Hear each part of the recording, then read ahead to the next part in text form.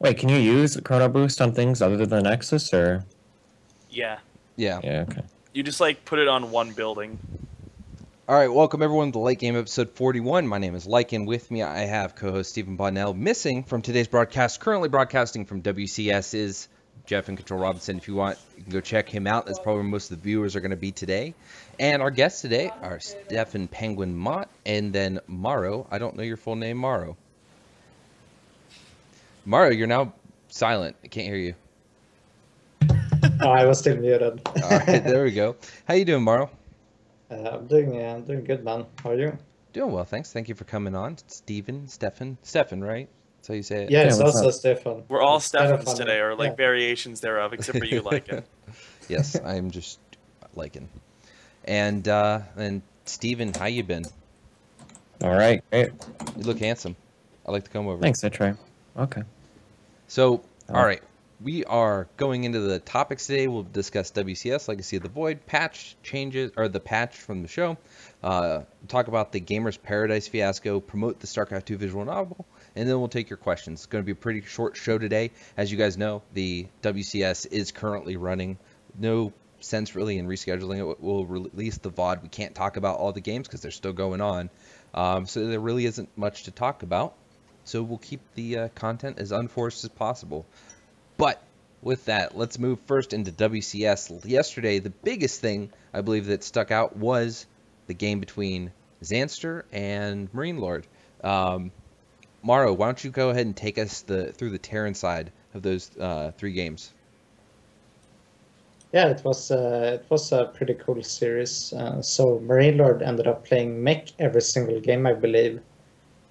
Sunster he actually had a good lead in the first game, but then he lost it anyway. Like Iron Fortress, like it went almost into split map, and then Coda, it was like another mech game. So it's just mech all throughout, which is pretty standard these days, I would say. But yeah, what was so surprising to me was how seemingly easy Sunster won, especially on Coda. Like I thought it was looking good for Marine Lord, and he was trying to push out, take another base, and eventually they just had a confrontation between like mass ultralisk, mass tank, but there was like some good blinding clouds, and then just like he wiped out the army of Marine Lord, like on Marine Lord's side of the map. So that was kind of surprising to me. Yeah, it was a nice series actually. What were some of the biggest mistakes? Because we saw at the end of the, spoiler alert, he ended up losing 2-1. So what were some of the big mistakes that he made? I think some of the big mistakes that Marine Lord did was that he actually built like too many turrets. Of course, you want like turrets to deny Vipers, but also like AI fuck Ultralisk. But he was just way overkill with it, so he just built like fucking way too many turrets. And another thing that he did was, I believe he had a bit too many SCVs in the late game situations, so his army was not as strong as one would think it was. So yeah, I would say those were probably his biggest mistakes. Okay. Penguin. Zerg has a long time, especially as of late, complained about the strength of mech. Did Xanster show us just something amazing and incredible? What was his success? Where did that come from? I think I think that just to kind of elaborate on what Mara was saying, the turrets were a good example of this in practice. But I think Marine Lord turtled too much, and the turrets were a symptom of that. And Xanster kind of capitalized on that in games 2 and 3, which he won by basically just keeping Marine Lord on 4 bases for a really, really long time while going up to himself 6, 7, 8 bases and just getting a gigantic bank, especially on Cactus Valley. And like on Coda, Marine Lord never got a fifth base, and he was in a really good position with 4 bases, and 4 base mech is really, really scary. But if you're sitting on 7, 8 bases as Zerg, where you have 2 bases on the opponent's side of the map, you're basically in a position where you can trade inefficiently and just trade out units, trade out units, trade out units until your opponent dies and just runs out of money. And on Cactus Valley, he got a 4th base or a 5th base, but not until around the 30-minute mark. And by that point, there was something like 8 or 9 bases for Xanster and like an 8K bank. So Xanster just did a really good job of starving out Marine Lord and eventually just capitalizing on that and winning in those 2 games. All right. Morrow, do you think that he should have changed it up, maybe game 3 and gone bio? No, I don't like. I think Marie Lord has been practicing really hard with Mick because all the latest series I've seen of him, it just seems like he wants to play Mick these days, unless it's like a special map like the winter map with the backdoor. I can't remember the name of it. Expedition Lost? Yeah, Expedition Lost. It was really normal for players to do bio, even though they were Mick players. But yeah, so I think it makes sense of him to play Mick, and I think on like Cactus Valley, that is well, it's not an excellent like Mick map, but I think it's like pretty terrible playing bio there, at least in my opinion. Especially if So- you're in cross spawns like they were. Oh yeah, they were in crossbows, so especially there, you probably want to play it off with Mick. So I don't think that was the actual mistake. I just think that his Mick wasn't looking like. There definitely were some problems with his Mick. I also want to say that Sunster played like an excellent series. I might even dare to say that he plays maybe a bit better than some of the Korean like performances in some of their games. Do you think that? Oh, I just realized that I have you and Steven and Penguin switched around name-wise. Penguin, do you think that Xanster did something that's replicable? Is this something that other Zergs can look at and say, ah, got it? Or do you think that a lot of his win also came off the back of, you know, the mistakes that Marine Lord was making? I think that Xanster did an incredibly good job capitalizing on the mistakes that Marine Lord made. And, like, I feel like a lot of the win did come from those mistakes. They weren't big holes in Marine Lord's play, but they were holes, and they were exploitable, and that's what Xanster ended up doing. But if you play a perfect mech game, I don't know if the holes would have been there for Xanster to take advantage of. Like, if you put Innovation on the map, Innovation's not going to be the guy with 80 SCVs in late game most of the time. I mean, I know Innovation's kind of an interesting person to bring up as an example since he did kind of lose to Pial on the back of really stupid mistakes. But usually, like, if you put somebody at the level of Innovation on the map meching, he's not going to be sitting there with too many SCVs, too many turrets. He's going to be the one who plays a clean mech game with very, very few exploitable holes. And that's where it becomes extremely difficult as the Zerg to find any advantage that you can try to take. Okay. Well, thank you guys for sharing your thoughts on that. We're going to now move into the Legacy of the Void changes. We're not going to go too deep into that. If you guys missed it, there is a new show coming out. It is out, and it's ran by Rootcats, and it is called The Patch, and it's going to be a post-patch show. Morrow, did they say if he's going to do it the day after every patch, or is he going to give a week, 2 weeks? How long is he going to wait before everyone comes on to give their opinion? I don't know specifically, but I would guess that it would be a few days after, since that show is not like about viewer count, so he doesn't really care about the hype around it. So with hype, you would probably want to do it as soon as possible, but to get the pro gamers to have better feedback, he would probably want to give us. I hope he at Or, you least know, waits a week or is something. any given like participants to have a few days of like practicing and testing. That's Yeah. what I'm guessing. I think a week would definitely be good. It gives players to get a chance to get on the ladder for some sort of like half-assed meta to develop, just to get a real good feel of what they're going to discuss. If you guys missed the show, I believe there is a VOD on YouTube for whatever the root YouTube is, and they basically sat there for about 6 hours going change by change by change and just in the depth discussing what they liked, what they didn't like, and then rating. I really hope that he actually transcribes, not the whole thing obviously, but I hope he goes through each thing, goes through the ratings, and then like puts a little synopsis about what the overall good, bad, middle ground sentiments were, because I think that in that form, like a little document, would be something really valuable for Blizzard. But it was really awesome. So let's talk about some of those changes. First, I want to bring up the goddamn pylon and the fucking mothership core, and I want Penguin to tell me about how he feels. I played like 3 hours, 4 hours of Legacy for the first time in a few months, just a couple days ago, and I actually didn't run into any games where that was a factor, but I've seen a bunch of people on stream, and I mean, obviously without first-hand experience, it's kind of hard to have much of an opinion, but it just looks kind of dumb that it's only 25 energy. Like, I understand making it less than 100 energy, because obviously you're casting it on something with a lot less health, but maybe 50 would be a little bit more reasonable, because if you're sitting there with, like, let's say you have a third base fortified with just a normal third base. Like, you have your Nexus, you have maybe 2 pylons, cannon, gateway, maybe like another pylon in the back. You just launch 3 overcharges, and that's a lot of damage output. I don't know, it just seems a little bit I think silly that balance-wise, but I think balance design-wise, I get it, right? You have to put your pylon in a place that's strategic. You know, if someone's going to drop your base, they're going to ling run by. Whatever that the photon overcharge is going to be used for, it's got to be put in a strategic position, right? I I get actually that. really like the design. I just don't like the way it's currently balanced, and obviously it's beta, so they'll Exactly. change that. But I actually do kind of like the change. Yeah, I like the change. Balance-wise, something's got to change. Like, it should not be an aggressive thing. That I think should be out of the question. Now, if they wanted, I know that people are getting upset that there are too many, you know, upgrades and things like that. But remember the pylon upgrade they were talking about.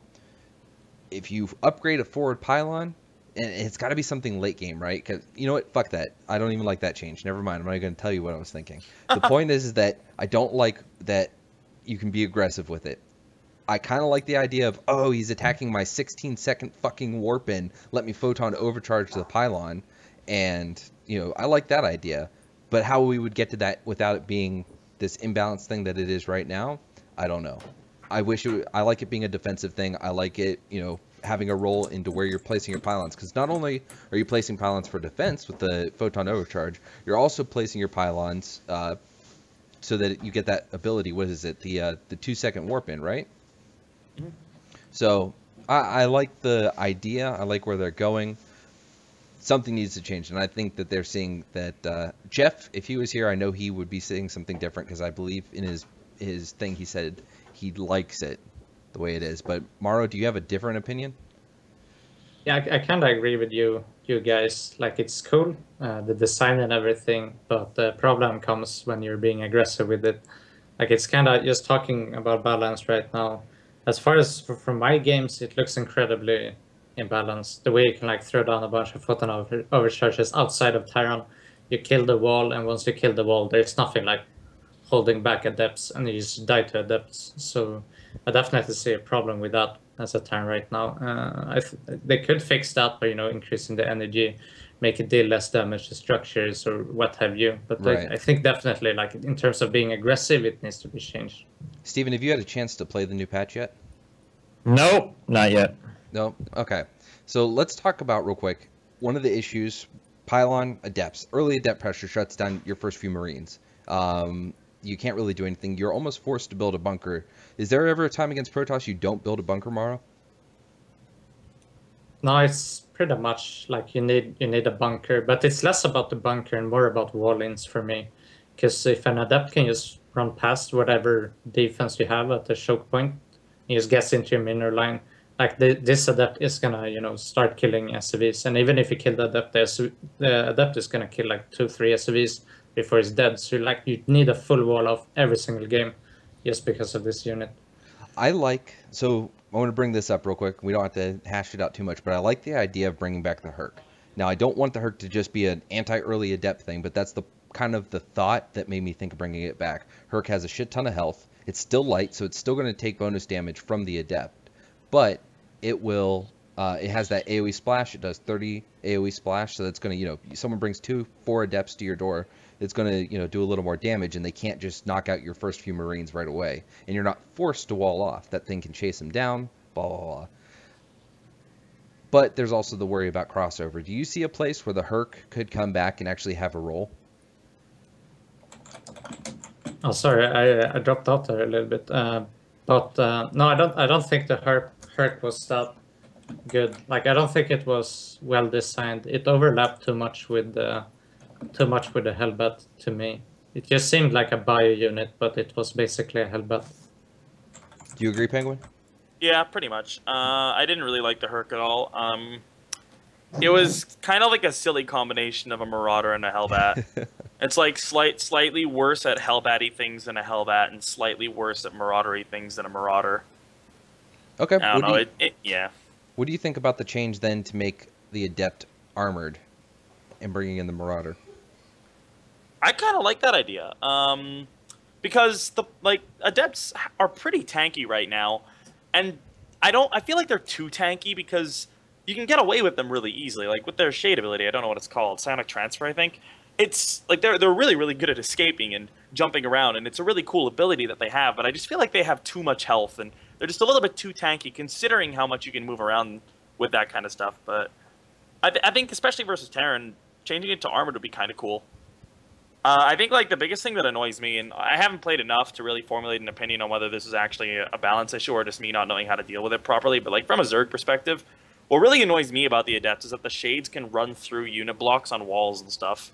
Or it's like it would be kind of nice if I could make like 3 queens or 4 queens, put 2 queens on the ramp. I'm already investing in defense, but like they can just run through the queens. It's like okay then. It's really annoying, but yeah, I mean that could very well just be me not having enough experience dealing with it to know how to properly deal with them. Cool. I I think the unit is annoying. I would like some sort of change that could, you know, as you were talking about the adept passing through a unit wall, like that. From one perspective, I like when I see a group of adepts moving forward and they like use the shade and they get in between a bunch of units and they like split them off or they, you know, get a surround. I think that's cool, and I like that perspective. But at the same time, I don't know how you can make it like only hold position units can't be moved through. I don't know. I can't think. But I feel like it's too strong as well that you can just use the psionic transfer ability and get a full surround. Like Lings are really good at getting full surrounds, but they can't run through other units. Like you can still get a good surround because the shade moves so fast that you can still do a really good job and get a really good position, a really good concave, even a full surround if there's enough open space. But if you're engaging into a choke, the choke shouldn't be nullified by the fact that they have adepts. Okay. Steven, when the last time you played the game, any thoughts, I guess, on that with the adept against you as a Zerg? Anything that, or do you think I don't like the adept running through things. I think it's stupid. It felt like I made like a little cry post or whatever about it, but it's like Protoss have always had the problem of being like the gimmicky kind of race, and like the adept is like the kind of unit that I would have expected to see like the StarCraft Circle Jerk Reddit make. Like, what if Protoss had a unit where you push button and it could like run through shit and it's invulnerable? Like, I think it's really dumb. I don't like that idea at all. Maybe if it wasn't able to run through things, I would change my mind, but I don't know. Okay. Do you think that I guess I will move on to Chrono Boost now. The change is now it's always on. It's reduced percentage for the speed that it makes things happen, but it's always on, and you have like 1 second to change it from one thing to the next. So if it starts on your Nexus, it chrono boosts immediately, and then at the end of the chrono time, you have 1 second. And I like this because it kind of requires you to pay a little bit of attention, because you can't turn it off to move to the next thing. Panga, we'll start with you. What do you think of that change?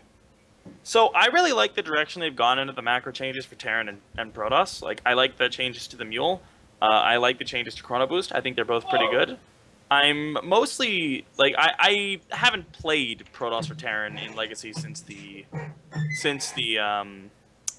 macro changes patch, but I like the direction they're going in with that. I think it's really nice because it allows the newer players to not have to focus on doing kind of, I guess, tedious clicks to maintain their chrono boost and stuff. You can still use the ability, and it still has strategic value on where you place your chrono boost. But at the same time, it's not as mechanically demanding for the newer players, and I think that's really cool. And so I'm a fan of the new chrono boost personally. Okay, Maro. Yeah, like Penguin said, I really like the new Mule and the new chrono boost.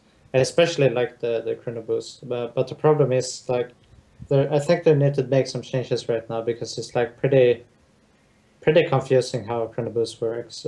When you get like multiple nexus, it's confusing like which chrono boost gets lost when you trigger a new chrono boost, stuff like that. They probably need to look into that a little bit. The 1 second cooldown I think was just to help it a little bit, but yeah, it's not much to say.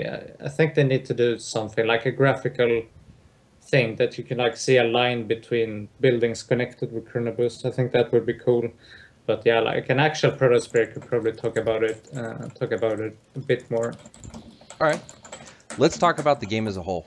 I wish I had Jeff here because I feel that if I had some kind of absurd thought, he'd be pretty quick and not think twice about shutting me down and saying, no, and this is where you're overreacting to the situation. But I don't, so I might have to rely on you guys, but I feel that a couple of you agree with me. So, oh, that was a bad click. I apologize. Anyway,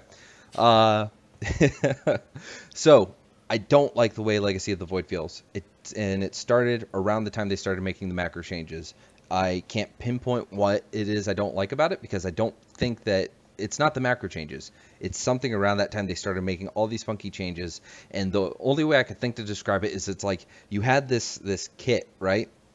It took Heart of the Swarm, which was it was this Lego kit that had all those, unique pieces that were specifically made for the Heart of the Swarm kit, right?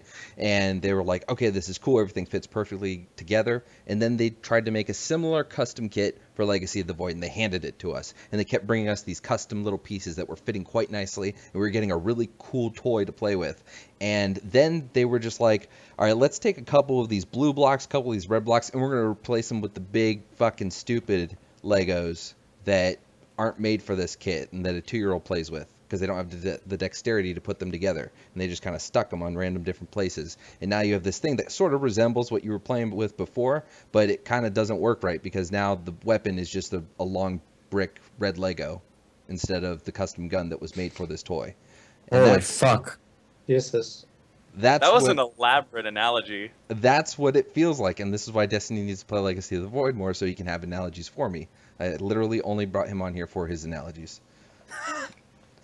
But point being is that that's what it feels like when I fucking play Legacy of the Void now. And it could be, maybe I'm just stupid, and I haven't figured it out yet, and that's the only reason I don't like it. But I feel like it's clumpy, and it doesn't have that awesome fast flow that it did in the earlier stages. Morrow, what do you think? I don't know what the fuck you said, so... What do you think of Legacy of the Void? I think right now it's really good. I think the flow came back. The problem before like when they removed the mule and everything, the result was that the games felt a little bit slow. So I think that was a little bit of a problem. But right now, as they brought back the macro mechanics, I think the flow of the game is really good again. Yeah, I really like it. Like some of these units and some of these tools, we don't quite know how to use them and so on. But I think it's just a matter of time for people to figure out like what do I do with the Liberator and so on. All right, Penguin, your thoughts. So my opinion, this is all from the Zerg's perspective, and my opinion is similar to yours, but a little different in that, for me, I really enjoyed the game the last time I played a lot of it, which was around the middle of July, so it was before the macro changes, and I was really enjoying the way the game was going. And then I didn't play very much Legacy until about 3-4 days ago, where I played about 20 games, and basically... The difference in our opinion is that for me, I really dislike the game right now, and it's 90% because of the macro changes. I think that the Zerg macro changes are absolute trash. The biggest problem, and Juno actually made a post on Reddit about this a couple weeks ago, and I got to experience this firsthand a whole bunch of times, where basically, as a Zerg, if you're playing ZVZ right now, so your scouting is the same speed as it is in HOTS, because your early game scouting is going to be in Overlord, it's going to be Slowlings. But the economy is obviously much faster now because of all the economy changes. So you end up in a position where, unless you drone scout, it's impossible to see an all-in coming, like an early one-base all-in coming, early enough to do anything about it.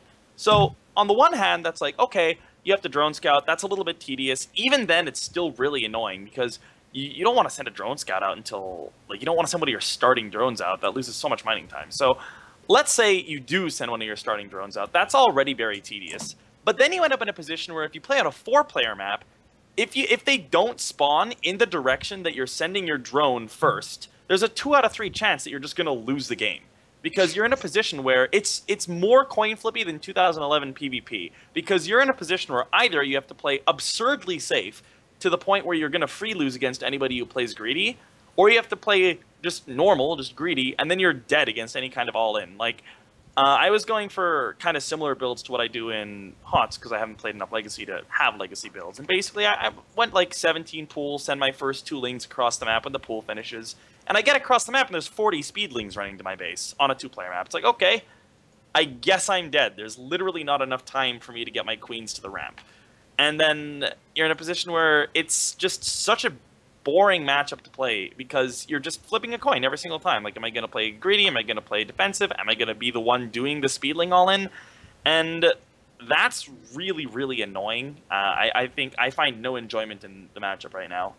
And then on top of that, speaking about ZBT, I find ZBT and ZBP just exceedingly boring because there's nothing to do. Like, you're sitting there and the injects are done by themselves. You're just making units and looking at your army, and you're just there's no, like, you don't even have to have good macro mechanics because Zerg, you can, like, you bank larva, just make a bunch of units at once if you miss things. Like, you can actually just sit around and, like, watch a movie, browse Reddit, check your Facebook messages, come back, make some more units until about 6-7 minutes into the game. And it's just dumb. There's nothing to do. It's boring. So I'm really, really not enjoying the direction the game is going in right now for Zerg. Let's jump back real quick. Steven, day that like beta came out, you were streaming, and I remember you yelling about 4-player maps. And you're saying, fucking Blizzard's none of this shit. So I guess I want to go back to his discussion about scouting and the need to drone scout and, you know, the RNG and missing and all that. Do you think that the game would have a good future if we just went away from the 4-player map and only had 2-player maps? I don't know. I mean, there is some degree of RNG to 4-player maps, but the RNG can be accounted for. I guess in like best of 3s, 4-player maps are really shitty. In best of 5s and best of 7s, it's not as big of a deal. I don't know. Like, for me personally, like, without putting like a ton of thought into it, I would be okay with getting away from 4-player maps just because I don't like the RNG element. Not in StarCraft. But yeah, that's just my opinion. Yeah. Yeah, I would love if they actually, like, right now it shows the spawn positions for like the first 10 seconds. I would love if you could see like the actual spawn position of your enemy at the start of the game, so you could still have maps that are like 4-player, so you could have like, See, I so think you that's a don't great only idea. need like 2-player maps. But yeah, I don't think anyone enjoys like missing the first scout position and so on. I don't see it adding anything to the game. Just makes it more random. I think that's a good compromise to it. You know, we're getting this faster game. We're getting to the point where you can't scout as reliably, and we're enjoying the games that this is providing as far as the speed of economy and all that. So let's compromise. We get to know where you are. Cool. Bam. You get to I like that. a drawn out. Now you know what you got to do, Morrow, right? Don't let this fucking idea die on my show. You got to take this idea and you got to go to Team Liquid after the show and you got to write your little post. It's a 2-second post. You say, hey, I think this would be a good idea. We want the fast games, but we also can't help for the scouting. Let's keep the 4-player maps in, and you tell us where they are. And now if you're stupid and you miss it because it's only going to pop up on the mini map, then hey, that's your fault. And in the end. But there you go. Don't let it die. Post it on Team Liquid. It'll make its way to Reddit, and it'll be upvoted into development. Maybe. Okay, buddy. Fingers crossed. All right. Maybe one of the viewers can do that. David, are you listening? David Kimpliss. All right. Legacy of the Void changes. I'm going to just take a real quick scan through it. So we had the Mule call down back. Let's talk about scans, right? I do not think we have enough. That's got to be balanced somehow. I don't think we have scans soon enough, and I do not think we have enough scans in the late game. What do you think, Morrow? Yeah, I have to agree with that. Like 100 energy to me, initially, it seemed very reasonable. But actually after playing it, you just kind of find out, like as you're playing the game, that you never have any scans for creeps, or like your push gets deflected purely by Dark Templars. Like they send one Dark Templar into your army, you scan, send one more Dark Templar, and so suddenly you're out of scans. So I would understand that, like bringing it down to 75 just like that would be maybe problematic, because then people would just have way too many scans. But I would love if you just had like some way to get more scans in late game, because the problem only appears in late game, not in early game. Like it's like you have more scans in early game because you don't care about mules and stuff Right. like that, and then you end up with less scans in late game. So to me, the most reasonable thing would be to add some kind of upgrade that would allow you to have more scans in late game. Okay. Steven, have you had a chance to play without the macro or without the inject? Without the inject? What do you Without mean? the auto inject, sorry. With the auto inject. You mean just with the auto inject? Yeah, I played a little bit. What do you think? I don't know. I would have to because I'm obviously a lot more rusty than I used to be. I still felt like there was stuff to do. Like Penguin, I guess you're probably a higher level than me now. When you play, like, do you feel like are you literally spreading creep perfectly? Your queen always has like 0 energy on the map and whatnot, or? Well, yeah, because there's nothing else to do. Like, that's literally all I feel like there is to do. So just put down a creep tumor every 25 seconds and just build units. And I feel like there's no skill involved because, like, I mean, on the other hand, like, some people might think, like, okay, we'll just build units. It's all the other races are doing too. But, like, the other races, there's an aspect of actual mechanical skill to it because you need to be queuing up properly. You need to be, like, if you're Protoss, you can't be missing your warpins. And for Zerg, it's just, you're banking Larva. It's just easy. You just make a bunch of units all at once. There's just not really much to do, in my opinion. And for the first, like, obviously, as the game goes longer, like, if you get into the mid-game and the later stages of the game, then you have a lot of units, there's a lot of micro to be done, and then it's fine. But, like, until you get, like, mutas out or some kind of army, I just feel like it's just boring. Like, I feel like you can do everything that you need to on, like, 45, 50 APM. Gotcha. Yeah, but it makes sense. Like, inject was the biggest part about Zerg, and they just removed that. And Mule was not that, and Chronoboost wasn't either. So it should make sense to anyone that Zerg is like easier than before. The thing that bothers me as well is that they removed Mule, they removed Chronoboost, they removed Injects. And then they just, like, put back Chrono Boost and Mules, and they changed them a little bit, but they put them back, and there's just, like, there's still no Injects. I don't know. It feels like I'm Zerg, so from my perspective, like it's nice if it's easier, if it's an easier race to play, because then you're gonna get more wins. But it just feels like it's so easy that it's boring. It's just not entertaining. Yeah. All right. I had an idea, and then someone made a joke in chat, and I had to ban them, and now I can't remember the idea. Hold on one second. There was one of the changes that was recent. Oh, all right. Let's talk about creep spread, right? Creep spreading twice as fast and decreasing twice as fast. I feel like that overly favors the Zerg, and I think that it should be a little. I think the recession should. So let's not revert like completely to the original rate. Let's increase both, but let's increase the decrease of creep spread. Make that happen a little. So the recession, make the recession happen a little faster than the spreading. Let both happen faster. You get what I'm saying?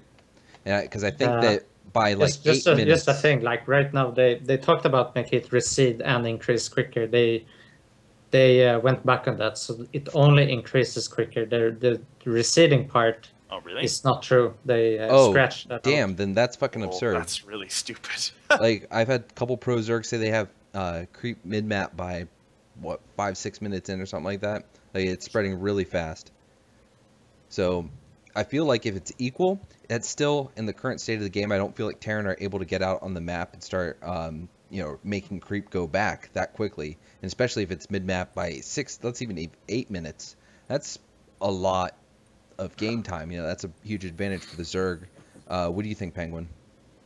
I initially really liked the change when I thought that it was increase and recede. And the reason behind that is that then it becomes whoever's more active on the map is going to be rewarded. Like if you're the Terran and you're, like let's say TVZ for example, if you're the Terran and you're actively killing off creep tumors, first of all, you don't have to wait like 10 years for the creep to recede enough for you to actually move forward and attack the Zerg, which I think is nice. But as a Zerg, it's like, it actively promotes respreading creep, and it actively promotes trying to regain map control. So I really liked it when it was both increasing and receding quickly, because then it adds another sort of dynamic, or it increases the dynamic of just fighting for map control in the matchup. And because creep is such an important factor in ZVT, I really like that. But if it's not receding faster, then that's just really stupid, because like creep is already strong enough as it is. So like buffing the speed that it increases by, and then like also just making it recede faster is I see that as a fair trade-off that has nice repercussions on the game. But if it's just going faster, that's just stupid. That's just I feel like that's just way too powerful. All right, Steven will give you the final thought on the creep spread. I know you haven't had a chance to play with it, but just theoretically. I mean, I can't really say unless I see it in game. Like, it's to see how everything lines up with it. Okay. And then we will move on, folks, to, we're getting real close to the end of the show, actually. So real quick, I want to promote the StarCraft 2 visual novel. If you guys have Steam accounts, please go give them some support. I've actually never voted on Steam Greenlight before until this thing came out. So I'm gonna link it for you guys in the chat. Go give it a vote. It'll help them get on Steam. This was a Kickstarter. This was actually Kickstarted, I think, before I got into the scene, right, Penguin? Yeah, it was a pretty long time ago, but they've done a really amazing job with it, and I played it through, and I really enjoyed it. So I definitely recommend it for everybody. It's free, so just download it, guys. It's pretty good. Give it a chance. Are you a visual novel like player? I've never actually played one before. No, I've never played one before. So like the only thing that I had as a complaint is that it's kind of short, but I don't know if it's short by visual novel standards or not. Yeah, I mean, it took me about 4 hours to play through, doing a couple things on the side, but I really enjoyed it. So, I mean, maybe it's not short compared to other visual novels, but Petit Drogo actually plays a lot of visual novels, and he was saying that it's one of the best he's played. Damn. So. All right. Well, if you're into that thing, and even if you're not, it's one of the people that delivered on, a promise to the StarCraft community, and we know how the StarCraft community very much, is very adamant about people keeping their promises. So you give them some love if you can. I'll link that a few more times as the show goes on. We're getting close to the end. WCS is still going on, so if you haven't had a chance, you should check that out. Apparently, Lobo just tied things up with Jadong. No, he beat him. Oh, did he beat him? Yeah, he beat him. So I guess we don't get a naked Marine Lord in France. Sadly. Yeah. Damn. All right. That would have been a funny picture. Oh, yeah. The picture alone was worth it. Let's see. So we did that. Let's real quick talk about Trouble in Paradise. Gamers Paradise. Bunch of CSGO teams, really high-level CSGO teams were invited. There was some other esport, don't remember what it was, maybe Hearthstone, but a bunch of people were invited to this Gamers Paradise in, I believe, Slovenia. And the organization that put it on quanticked the fuck out of these people. They disappeared. The computers were stolen. The CEO turned tail. I don't think anyone has heard of him. And we're going to be going to questions right after this. The CEO just turned tail and disappeared. So there's another event coming up, and I believe it's called the WSVG, right? And at first I thought, okay, this is a little shitty looking, like it looks like a scam because it's going to be in the Maldives. And I thought, oh, there's no way they're flying out, 30 fucking StarCraft players to play this event. Well, it actually turns out that they're only bringing one player from each game for each region: FIFA, StarCraft, Hearthstone. That's a little more believable. And what it seems to be is that the game is it's supporting a site that does buy-in tournaments. So you buy into the tournament, you play, and you win a portion of the cash. Right. So I can actually talk a little bit about this because our CEO is on really good terms with the CEO of PlanetKey. So apparently the company that's running this sponsors PlanetKey Dynamics, and they always pay their money. There's never been a problem with them, and apparently they come from the casino industry. So take this with a grain of salt, because I also thought it was really weird when I saw it, because but apparently, like, for StarCraft people, if you only look at the StarCraft tournaments, it kind of looks extremely fishy because there's no signups, there's no marketing. But apparently they're not having a problem with any of the other games. So, I don't know. I still think it's a little weird, but from what I've heard, it seems legit. So, if it is legit, I obviously hope they get more signups, because it's been pretty abysmal to sign up so far. But the website's had some really weird issues. Like, I tried to sign up just to... because there was like 8 people in the qualifier. I'm like, okay, I'll go to the Maldives. But they're like, Switzerland is not in Europe, so you can't sign up for the qualifier with a Swiss account. And like, apparently Bly had the same problem with Ukraine, so he like signed up with a different country. And like, it's funny. It's weird, but from what I've heard, it's legit. So. Hey, who is that dude that just walked behind you? That's Primelot. I don't know who that is. He's a German Protoss player. Okay. Anyway, so back to the topic at hand. These people got screwed over in that. And so the only reason I wanted to bring this up is we're going to see a lot of this now. We've seen it before. We've seen events. I've been myself naive and thought, hey, this event looks cool, even well after the rest of the StarCraft community has been informed and seen this thing come and go. Like the Trig. Is that what it was called? Or Ting? Trig. Trig. Okay. Trig, they did their thing and they went under.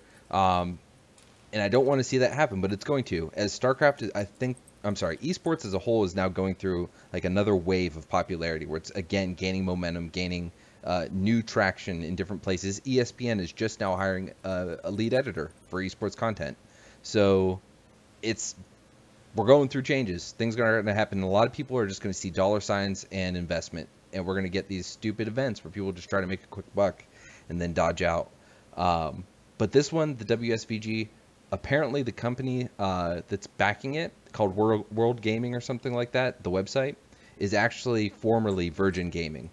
I responded to one of the guys on Reddit, and that's what he gave me. And their YouTube content does have videos from a while back from the Virgin Gaming thing. So maybe it's true, maybe it's not.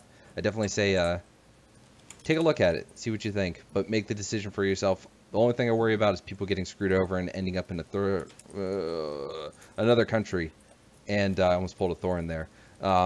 Ending up in another country and getting food poisoning and being stranded and having an $18,000 hotel bill and the police holding your passport and not letting you go until that bill gets paid. Fortunately, something was worked out with the police and everyone got the passports back and made it out. But this is going to be the shortest episode of TLG in TLG history. And we're going to go ahead and do questions now. So first, why you do this during WCS? This was done during WCS because I only change it if I can't find any guests whatsoever, and me, Steven, and Jeff have nothing to talk about, or if I'm traveling. Let's see. All right. Do any of you guys think that Legacy of the Void could use a change up in the map pool? I'll throw that to Penguin first. Yes. Yeah, we kind of touched on it briefly before. I feel like 4-player maps are completely unplayable in ZVZ. And the 4-player maps in the map pool are just really bad. Like, Laralac Crests? Who made that map? Like, Laralac Crests and, like, Ruins of Ceres are both, like, absolutely terrible maps. Like, I feel like all of the maps that are, like, only in the Legacy pool are, like, really, really bad. Like, Orbital Shipyard as well. Like, all of these maps are just really bad. So I'd like to see those replaced. Morrow, have you seen the map maker people got together and we're suggesting new maps? I don't know if you saw the post like for the Bofan map. Say that one more time, Steven. You sound like you're. Did you see the map makers that little union that had gotten together had suggested a new map, the Bofan map? No, I haven't seen that. The what map? I can't understand what you're saying. We're missing something here. I can't do it. I'm sorry. I'm done. No, carry on. I'm done. Never mind. God damn it. You fucked it all up. I couldn't you understand fucked it all up. No, you fucked it all up. Kill yourself. Maro, do you share his sentiment? Not Steven. Yeah. Stefan. With Penguin, I agree completely. Like the maps are absolutely awful, and it kind of ruins the experience a little bit too. Personally, I have just vetoed the 4-player maps just because they're so fucking unplayable, man. And it's like we want to do this balance testing and so forth, but then we have maps with backdoor expansions. We have maps with like air distance or 10 seconds. Like every map is like super distinct, and there's not enough standard maps. And I feel like there should be somewhat like more of a standard map pool, so we can still expect like somewhat standard games, because some of these strategies, like Liberator Rush, gets a lot stronger obviously if you have like very short rush distance, or like some Roach Rushes with Burrow, Adept Rushes gets really strong if you have like many entrances to the natural and so on. Mm-hmm. Like of course you want strategies to be balanced on those maps as well. I just feel like it's too extreme right now. In general, the maps are terrible. Yeah, I just don't know why I would really like to see if they just put an effort into using a better map pool. I wouldn't mind at all seeing like old classic maps coming back. Like, I don't know why they insisted on putting in new maps that are completely untested, because if they're trying to balance a game, just put in maps that we know have a good history of being well balanced. Like, I mean, even if they're not perfect maps, like, why put in something like Orbital Shipyard instead of something that's tried and tested, like Vani or like Overgrowth even? Yeah, exactly. Like if they wanted a map with a backdoor expansion, why not just like Nimbus, who we played? And we know Nimbus is a good map, so it just gets a bit boring because of that. Mm-hmm.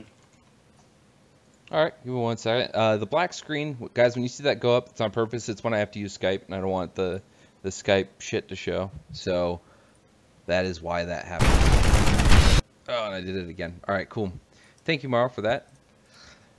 And let's see. Okay, is stuff like map hacking still common in StarCraft at the highest levels, and does Blizzard actually do anything when you report them? Yeah, it's still common. I mean, Maro, and let's not talk specifically Legacy of the Void, but just in general, you, Penguin, Steven, I know you have all dealt with it, haven't you? Map hacking? Yeah, I mean, anybody who's played ladder for any amount of time at like even like diamond levels probably had at least one. But yeah. So one thing I can say, I made sure that from Blizzard that I could say this before I said this. I commented recently. They are doing different things for map hacking in Legacy of the Void. They're taking it, very seriously.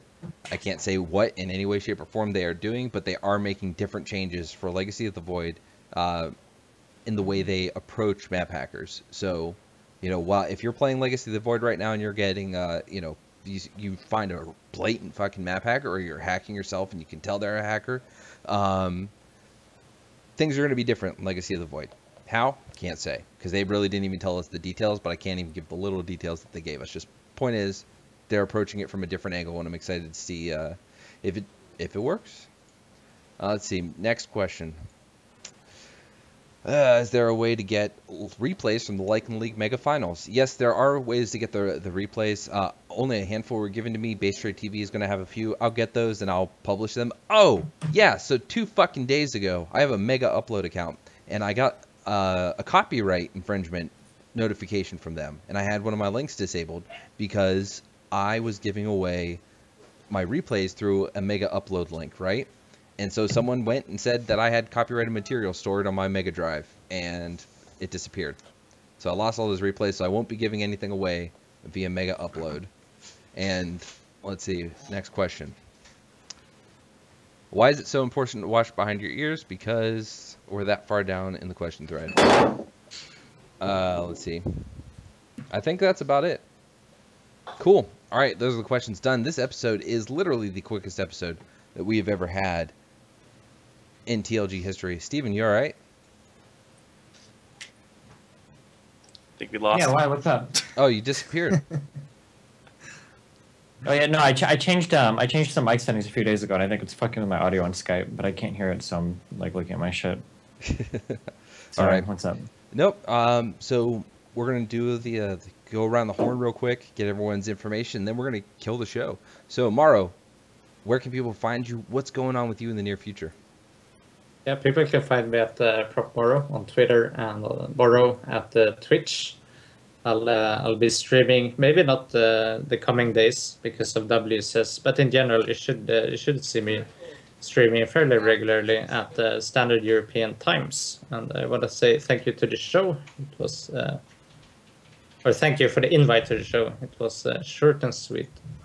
It was. Back when I actually created the show, my dream was that the show would be literally an hour long, and it would be like rapid fire, quick, fucking, ESPN style shit. And obviously that hasn't happened. It goes into about 2 hours each time. I don't like it. Penguin, Alan, thank you for coming on, Maro. Penguin, what about you? What's going on with you? So my Twitter's at MYIPenguin. Shout out to my team, My Insanity, and our sponsors, Bison Esport Clothing, Logitech, and G2A. I have a question for you, because I would Sure. not be a good journalist if I didn't ask this question. There's a Sure. huge negative stigma about G2A. What are your thoughts on G2A? I mean, obviously they're your sponsor. You're not going to come here and say they're pieces of shit, but you know what the stigma is. So I guess if someone says... Honestly, I have not done any research into it. I'm not marketing. I don't have anything to do with getting our sponsors. I probably, I should probably click on some of those links and just read what people are talking about. But from my own personal opinion, I have not heard anything bad about G2A from a sponsor perspective. So, I know, they sponsor a fair few teams. They sponsor some very reputable teams, such as Team Liquid. And I've never heard of the teams having a problem with them as a sponsor. So, yeah, I mean, I look forward to working with them if they're going to be a good sponsor for us as well. And, yeah. All right. I haven't heard anything negative from the sponsor perspective. In fact, I was talking about it the other day.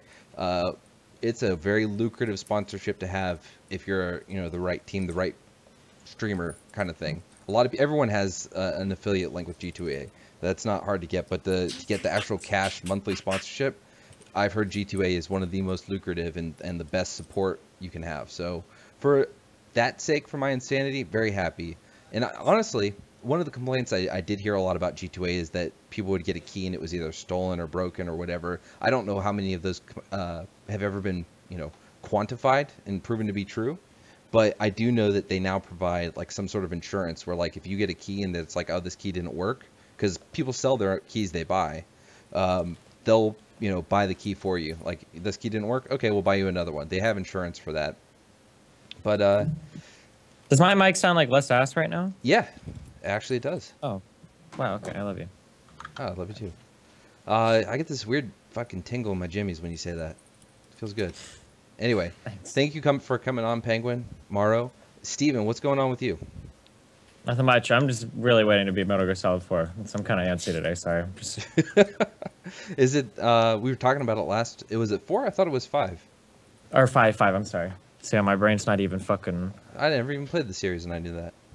What a fucking piece of shit. Actually, it's Metal Gear Solid V, and that might actually be really important. So, oh shit.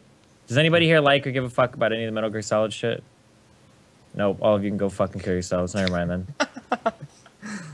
There's like this huge fucking. So there's been a lot of problems with Metal Gear Solid V. Feels like an incomplete game. There was a scene cut. A lot of people have like all these ideas about like basically the prevailing thought, like 95% positive that Konami or Kojima just like ran over budget and kind of fucked himself at the end, right? That's what most people think, right?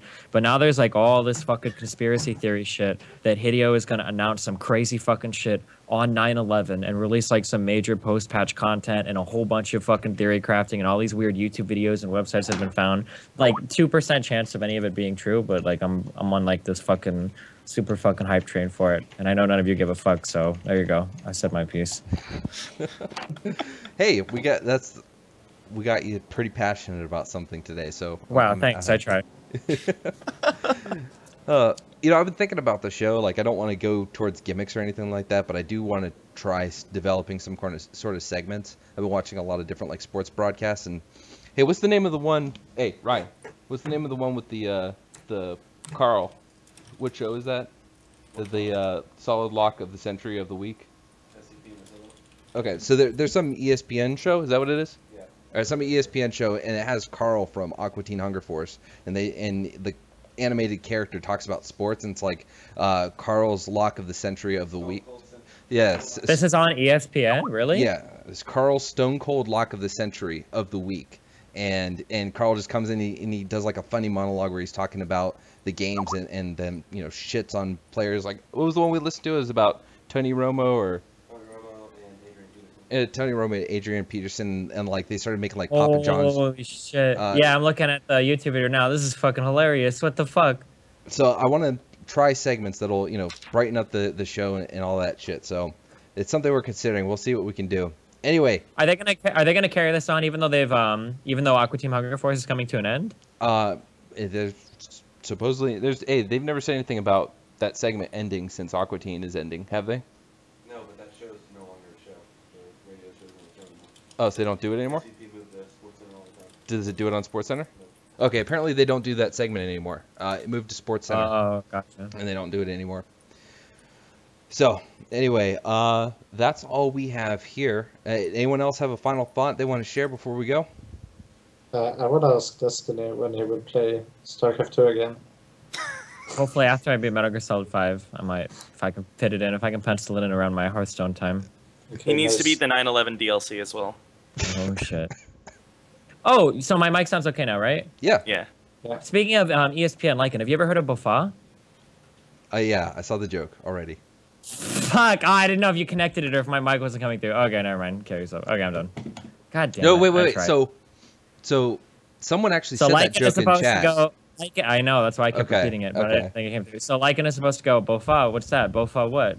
And I go, Bofa these nuts, and then he gets really fucking mad. Apparently, he banned somebody earlier for saying it. So I was gonna see if he would kick me off if I said it, but I didn't know the guy. Maybe he wasn't. Maybe he was joking. I'll unban him. Maybe he meant it the way you meant it, with that loving, nurturing way. Maybe he did. All right, guys. We're gonna kill the show here. Who's playing right now? It's Iagaz, and is that 4GG?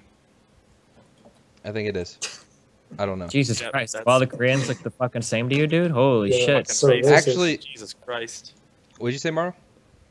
Yeah, so racist, man. Hey, you know what? Actually, there is a social scientific proof that members of a certain ethnicity that aren't around another Oh God, ethnicity. he's trying to back up his racism. I'm not backing it Oh, up. God. I do the same shit, dog. When I was at when Todd was introducing me to Korean players at in PAX Prime or whatever, like I usually there was Jaedong and I shook his hand and I said, "What's up, Jaedong?" And then I think there was some Korean next to him and I shook his hand and I was like, "Yo, what's up, Jaedong?" Like I just say that to every Korean. I think I'll be right. But no, it's been proven that studies have shown that if you're white, you live with white people all the time, then you happen to meet a few, Koreans, you're going to not recognize the differences in their facial structure as easily as you would other white people. It's just Yeah, scientifically especially when proven. Koreans pay so much money so they can all fucking look the same too. Yeah, I understand. All right. And before the show gets really bad, thank you all for coming. Really happy to have you here. Penguin, Maro, thank you for coming on. Awesome guests, great discussion. Really awesome show. Glad we kept it short. Steven, thank you for coming on as always. Everyone, you have a good night, and go check out some WCS. We'll see you next week. Bye.